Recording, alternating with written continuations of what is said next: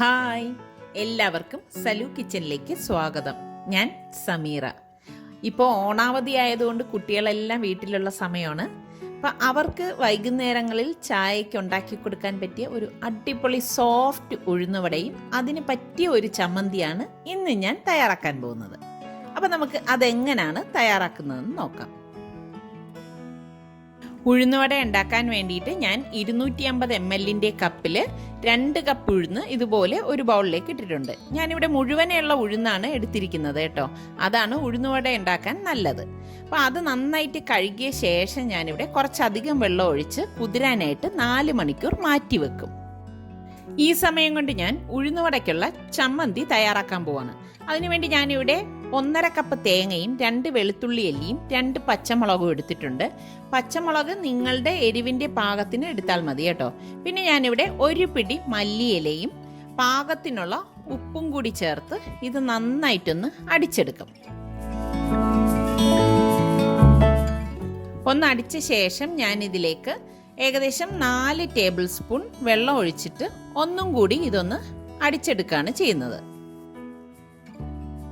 ഇതിവിടെ ഞാൻ അടിച്ചെടുത്തിട്ടുണ്ട്. അപ്പം ഇതിലേക്ക് നമ്മൾ പുളിയൊന്നും ചേർത്തിട്ടില്ലല്ലോ. അതിന് വേണ്ടിയിട്ട് ഞാനിവിടെ 1 ടേബിൾ സ്പൂൺ നല്ല കട്ടിയുള്ള തൈര് ചേർത്തിട്ട് ഒന്നുകൂടി ഇതൊന്ന് അടിച്ചെടുക്കും. കണ്ടോ, നമ്മുടെ ഉഴുന്നുവടയ്ക്കുള്ള ചമ്മന്തി ഇവിടെ തയ്യാറായിട്ടുണ്ട്. ഞാനിനി ഇത് ഒരു ബൗളിലേക്ക് മാറ്റുവാണ്. നല്ല ടേസ്റ്റ് ഉള്ളൊരു ചമ്മന്തിയാണ് കേട്ടോ. കണ്ടില്ലേ, എളുപ്പമാണ് നമുക്കിത് ഉണ്ടാക്കിയെടുക്കാനായിട്ട്. അപ്പോൾ ഉഴുന്നിവിടെ നല്ലതുപോലെ കുതിർന്നിട്ടുണ്ടായിരുന്നു. അപ്പോൾ ഞാനിത് ഡ്രെയിൻ ചെയ്ത് വെച്ചിരിക്കുകയാണ്. അപ്പം ഇതുപോലെ ഡ്രെയിൻ ചെയ്ത് വെച്ചിരുന്നതിന് ശേഷം വേണം നമ്മളിത് അരച്ചെടുക്കാനുള്ളത്. ഒട്ടും വെള്ളം പാടില്ല കേട്ടോ ആ സമയത്ത്. അപ്പം ഞാൻ ഈ ഉഴുന്ന് അരയ്ക്കുന്ന കൂട്ടത്തിൽ ഇതുപോലെ ചെറിയൊരു പീസ് ഇഞ്ചിയും ഒരു പച്ചമുളകും കൂടി ഇതിലേക്ക് ഇട്ടിട്ടാണ് ഒന്ന് അരച്ചെടുക്കുന്നത്. നല്ലൊരു ടേസ്റ്റ് കിട്ടാൻ വേണ്ടിയിട്ടാണ് കേട്ടോ. ഇതൊക്കെ എനിക്ക് ഈ വടക്കടയിൽ നിന്ന് കിട്ടിയ ടിപ്സാണേ. ഈ ഉഴുന്നിൻ്റെ കൂട്ട് ഞാൻ 2 ബാച്ചായിട്ടാണ് അരച്ചെടുക്കുന്നത്. അപ്പോൾ ഇതിൻ്റെ പകുതി ഭാഗം മിക്സിയുടെ ജാറിലേക്ക് ഇട്ടിട്ട് ഏകദേശം 2 ടേബിൾ സ്പൂൺ വെള്ളം ഒഴിച്ചിട്ട് ഇതാദ്യം ഒന്ന് ക്രഷ് ചെയ്ത് എടുക്കും. അതായത് ഒതുക്കിയെടുത്ത ശേഷമാണ് വീണ്ടും നമ്മളിത് അടിച്ചെടുക്കുന്നത്. അപ്പം വെള്ളം ഒഴിക്കുമ്പോൾ വെറും 2 ടേബിൾ സ്പൂൺ മാത്രമേ ഈ സമയത്ത് നമ്മൾ ഒഴിച്ചു കൊടുക്കാവൂ. കൂടുതൽ വെള്ളം ചേർത്ത് കളയരുത് കേട്ടോ. ഇതിപ്പോൾ ഞാനിവിടെ ഒന്ന് ഒതുക്കിയെടുത്തിട്ടുണ്ട്. അപ്പോൾ കൈ കൊണ്ട് ഇത് നല്ലതുപോലെ ഒന്നുകൂടി ഒന്ന് ഒതുക്കി വെച്ച ശേഷം വീണ്ടും ഇതൊന്ന് അടിച്ചെടുക്കാം. ഇനി നമ്മൾ വെള്ളം ഒഴിക്കില്ല. ഇത് കണ്ടോ, ഇതിപ്പം അടിച്ചെടുത്തിട്ടുണ്ട്. മഷി പോലെ അരച്ചെടുക്കേണ്ട ആവശ്യമില്ല കേട്ടോ. അപ്പം ഇതിൻ്റെ പരുവം ശരിയാണോ എന്ന് അറിയാനായിട്ട് കുറച്ച് ഉഴുന്നുമാവ് എടുത്തിട്ട് 1 ഗ്ലാസ് വെള്ളം എടുത്ത് അതിലേക്കൊന്ന് ഇട്ട് കൊടുക്കുമ്പോൾ ഇതുപോലെ വെള്ളത്തിൽ ഫ്ലോട്ട് ചെയ്ത് നിൽക്കണം.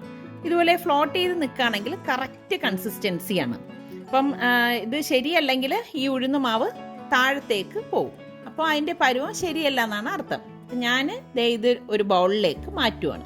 ഇനി ബാക്കിയിരിക്കുന്ന ആ ബാച്ച് ഉണ്ടല്ലോ, അത് ഞാൻ വീണ്ടും മിക്സിയുടെ ജാറിലേക്ക് ഇട്ടിട്ട് വീണ്ടും 2 ടേബിൾ സ്പൂൺ വെള്ളം ഇതിലേക്ക് ഒഴിച്ചിട്ട് ഇപ്പോൾ ചെയ്തതുപോലെ തന്നെ അരച്ചെടുക്കുകയാണ് ചെയ്യുന്നത്.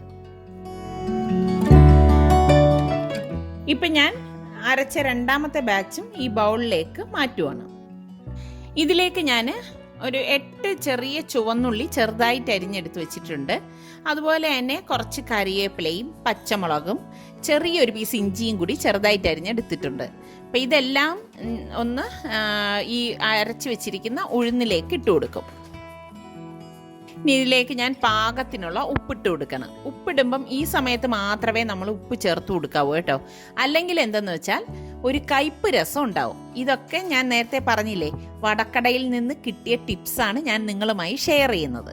ഇത് കൈകൊണ്ട് നന്നായിട്ടൊന്ന് മിക്സ് ചെയ്ത് കൊടുക്കാം. ഇതാണ് വടക്കൂട്ടിൻ്റെ ഒരു രഹസ്യം.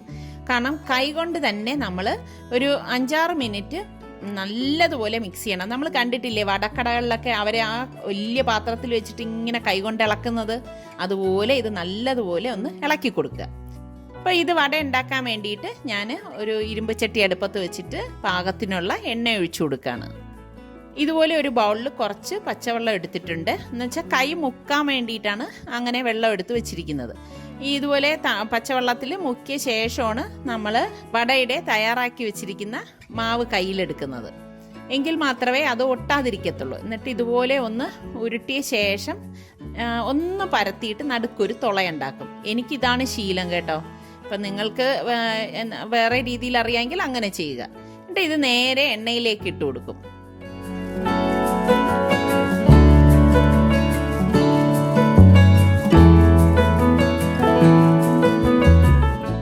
ഞാനിവിടെ 3 വടയാണ് ഒരേ സമയം തയ്യാറാക്കാൻ പോകുന്നത്. അപ്പം ഞാൻ ഒരെണ്ണം കൂടി ഇതിലേക്ക് ഉരുട്ടി ഇതുപോലെ ഹോളുണ്ടാക്കി ഇടാൻ പോവുകയാണ്.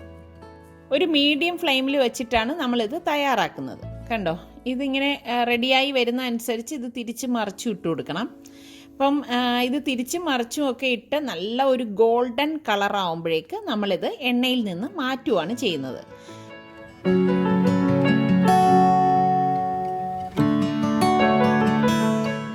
ഈ ഉഴുന്നുവട ഒട്ടും എണ്ണ ഒടിക്കുകയോ ഒന്നും ചെയ്യത്തില്ല കേട്ടോ. നല്ല അടിപൊളി ഉഴുന്നുവടയാണ്. അപ്പം നിങ്ങളെല്ലാവരും ഒന്ന് ട്രൈ ചെയ്ത് നോക്കണേ. ട്രൈ ചെയ്താൽ മാത്രം പോരാ, ഇഷ്ടപ്പെട്ടാൽ ഇതിൻ്റെ ലിങ്ക് നിങ്ങളുടെ കൂട്ടുകാർക്കൊക്കെ ഷെയർ ചെയ്യണം, ലൈക്ക് ചെയ്യണം, കമൻറ്റ് ചെയ്യണം. കണ്ടോ, അടിപൊളി ഉഴുന്നുവടയല്ലേ? കണ്ടോ, നമ്മുടെ അടിപൊളി ഉഴുന്നുവടയും ചമ്മന്തി ഇവിടെ റെഡി ആയിട്ടുണ്ട്. അപ്പോൾ നമ്മളുടെ ചാനൽ ഇനിയും സബ്സ്ക്രൈബ് ചെയ്യാത്തവരുണ്ടെങ്കിൽ ഈസി റെസിപ്പികൾക്കായി സലു കിച്ചൻ സബ്സ്ക്രൈബ് ചെയ്യാൻ മറക്കരുതേ. സബ്സ്ക്രൈബ് ചെയ്താൽ മാത്രം പോരാ, തൊട്ടടുത്ത് കാണുന്ന ആ ബെല്ലൈക്കൺ കൂടി ഒന്ന് പ്രസ് ചെയ്തേക്കണേ. എങ്കിലേ ഞാൻ വീഡിയോസ് പോസ്റ്റ് ചെയ്യുമ്പോൾ നിങ്ങൾക്ക് നോട്ടിഫിക്കേഷൻ കിട്ടുകയുള്ളൂ. ഇനി അടുത്ത് നല്ലൊരു റെസിപ്പിയുമായി വരുന്നതുവരെ എല്ലാവർക്കും ബൈ.